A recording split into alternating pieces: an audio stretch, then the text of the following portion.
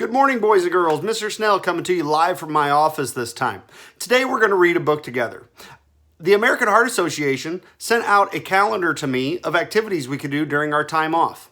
Well, I've taken that calendar and tweaked it a little bit for our purposes and to add a week or two onto it.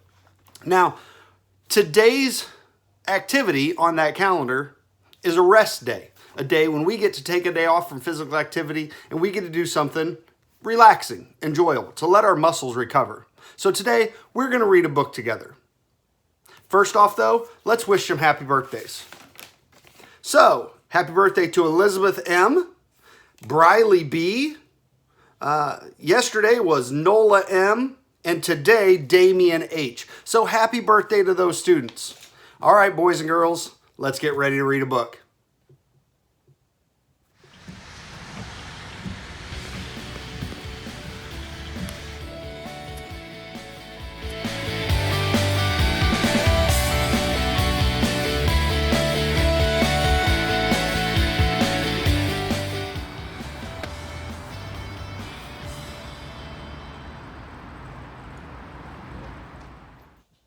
All right, boys and girls, the book we're going to read today is Berenstain Bears, Trouble at School.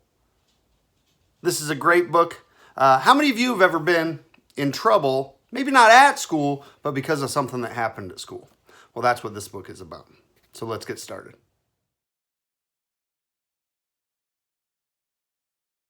School. Though Brother and Sister Bear were usually very healthy, they occasionally caught cold. So when Brother came home from school one day sneezing and wheezing, Mama Bear knew just what to do. She took his temperature, tucked him into bed, and went right to the phone and called Dr. Grizzly. "Sneezing and wheezing and a temperature of 101, said Dr. Grizzly. "Keep him in bed, give him plenty of liquids, and keep him home from school until his temperature is back to normal." Mama followed Doctor's orders, and little by little Brother's temperature began to go down. "I feel a little better," he said. "May I get out of the bed?" "I'm afraid not," said Mama. "The doctor wants you to stay in bed. But there's no reason why your stay shouldn't be as pleasant as possible. Papa," she called, "would you bring up the portable TV?" The portable had remote control, and pretty soon Brother was having a fine time switching from one cartoon show to another. When he tired of TV, he got out of his comic books, and when he tired of those, Mama brought him his dinosaur collection. There was no doubt about it, except for his sniffles, Brother Bear was having a pretty good time. So when Sister Bear brought home a folder of schoolwork for him, he hardly looked at it. He was much too busy having fun. But while he was at home having fun, his fellow students at school were hard at work. In the classroom, where Teacher Bob was teaching a new math lesson. They had learned to add, subtract, and multiply. Now they were learning to divide. On the soccer field, where Coach Bruin was getting the team ready for the big game against Beartown, "Cousin Freddie," he called, "take Brother's place at forward. He's out sick." "Yes, sir," said Freddie. This was the chance he'd been waiting for. It wasn't until Brother was all better and ready to go back to school that he remembered the folder of work. "Oh well," he thought, "I'll study it on the bus." But that's where he heard about Freddie and the soccer team. He was so upset he forgot all about studying. When Coach Bruin had extra practice during early gym, Brother became even more upset. It wasn't easy watching Freddie take his place on the team.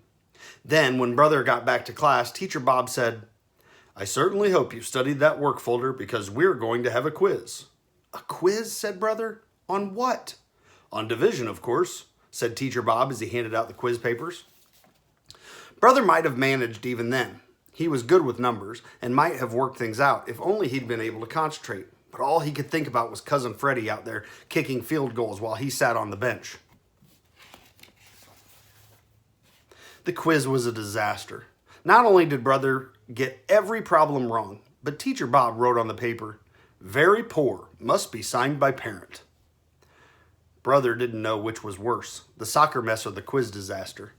What would he say to Mama and Papa when they asked him how things had gone at school? He was so busy feeling sorry for himself on the bus ride home that he hadn't noticed that Sister was coming down with the bad cases of the sneezes and wheezes. "Oh dear," said Mama when she saw Sister. "You've caught Brother's cold. Into bed with you.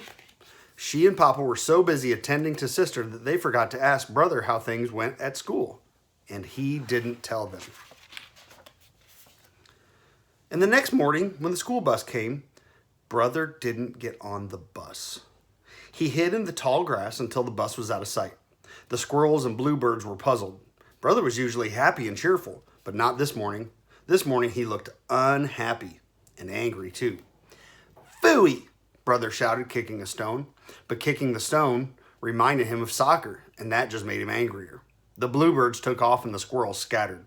Phooey on soccer! He shouted, stomping off through the woods. Stomp, stomp, stomp. Grasshoppers hopped. Toads stood stock still and pretended they were bumps on a log. Phooey on school! Brother shouted, stomping out of the woods. Pansies hid their faces. Ladybugs flew home. And, he said, reaching into his school bag, phooey on division. He had come to the top of a big hill. He took out the quiz, folded it into a paper airplane, and sailed it high into the air. The hill overlooked a swampy, overgrown bog. As Brother watched the quiz circle and swoop, he noticed something out of the corner of his eye. A familiar house at the edge of the bog. Grizzly Gramps was working on a ship model when he heard the knock. Gran was making cookies. They weren't expecting visitors, and they certainly weren't expecting Brother, especially during school hours. It didn't take long for the whole story to come out.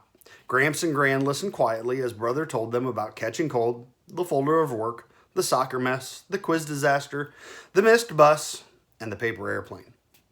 Come with me, young feller, said Gramps. I want to show you something. Gramps took Brother by the hand and led him deep into the bog.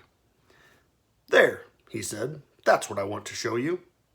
It was a very old wagon sunk almost out of sight in a muddy pond. How did it get there? Asked Brother.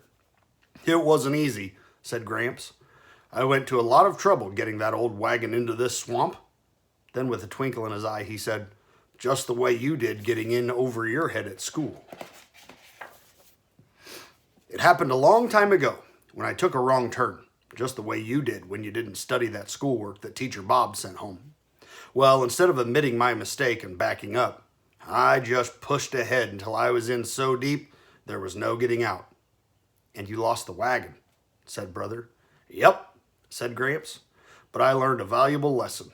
If you find yourself on the wrong road, don't just keep on going until you're in over your head. Back up and start over on the right road. How am I going to do that? Asked Brother. Oh, I think we can manage. But first, look over there, Gramps said, pointing. There it was, the paper airplane caught in a berry bush. What do you think they'll say? Asked Brother later as they bounced along in Gramps' pickup. We'll find out soon enough, said Gramps, pulling to a stop in front of the big tree house. And let's not forget Gran's bag of cookies. They're her finest. Mama and Papa weren't exactly pleased when they heard about the big mess Brother had gotten himself into. But they didn't holler and pound the table either, not even Papa.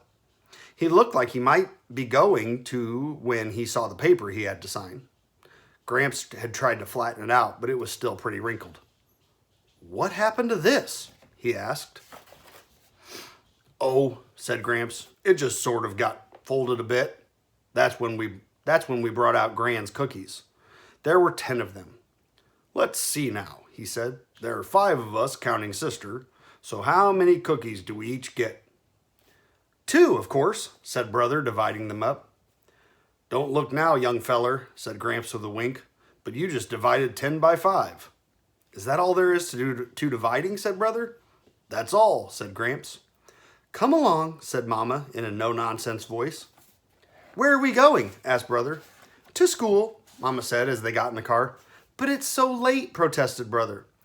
It's never too late to correct a mistake, Mama said, and off they went. Brother got to class in time for a retest.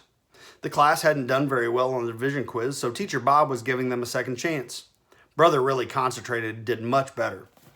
And that afternoon, he got a second chance at soccer, too. It was the day of the big game against Beartown, and things weren't going very well.